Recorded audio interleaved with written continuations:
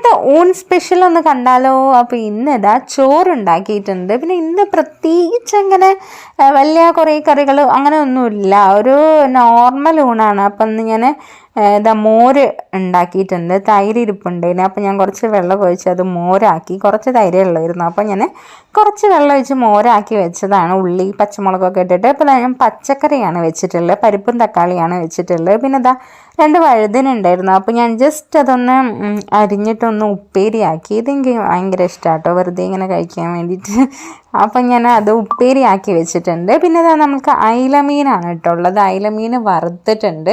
അഹിമോന് മീൻ വറുക്കുന്നതാണ് കുറച്ചും കൂടി ഇഷ്ടം. പിന്നെ കറി വെക്കുകയാണെങ്കിൽ ഞാൻ പച്ചക്കറി എന്തായാലും വെക്കണമല്ലോ, അപ്പം ഞാൻ വിചാരിച്ചു പച്ചക്കറി വെച്ചിട്ട് പൊരിക്കാമെന്ന് വിചാരിച്ചു. അങ്ങനെ ഇത് 3 കൂടി കൂട്ടിയിട്ട്, 3 അല്ല 4 കൂടി കൂട്ടിയിട്ട് ഒരു പിടി അങ്ങോട്ട് പിടിച്ചു. അപ്പോൾ വേറൊരു ടേസ്റ്റായിരുന്നു. ഇതാ ഇന്ന് എനിക്ക് ഈവനിങ് ആകുമ്പോഴത്തേക്ക് എനിക്കൊന്ന് പല്ലിൻ്റെ ക്ലിപ്പ് ടൈറ്റ് ചെയ്യാൻ വേണ്ടി പോകാനുണ്ട്.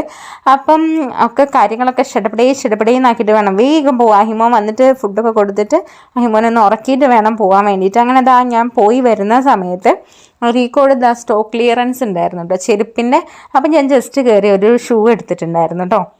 അങ്ങനെ ഞാൻ 5 മണിക്ക് പോയാൽ ഞാൻ വരുന്ന വഴിക്ക് അവിടെയും ഇവിടെയൊക്കെ കയറി നിരങ്ങി വീട്ടിലെത്തുമ്പോഴത്തേക്ക് 8 മണി കഴിഞ്ഞിട്ടുണ്ടായിരുന്നു.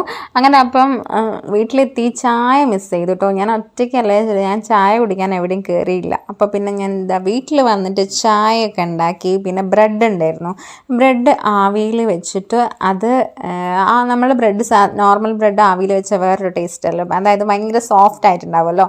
അപ്പോൾ അതും കൂട്ടി അങ്ങനെ ചായ ഇങ്ങോട്ട് കുടിച്ചു. രാത്രി ആകുമ്പോൾ മഹിമോൻ പറഞ്ഞു പഴം വേണമെന്ന്. അങ്ങനെ ഞാനും മഹിമോനും പോയി ഒരു പഴമൊക്കെ വാങ്ങി, അതായത് മൈസൂർ പഴമായിരുന്നു. അപ്പം വാങ്ങിയൊക്കെ വന്നു. Okay, by.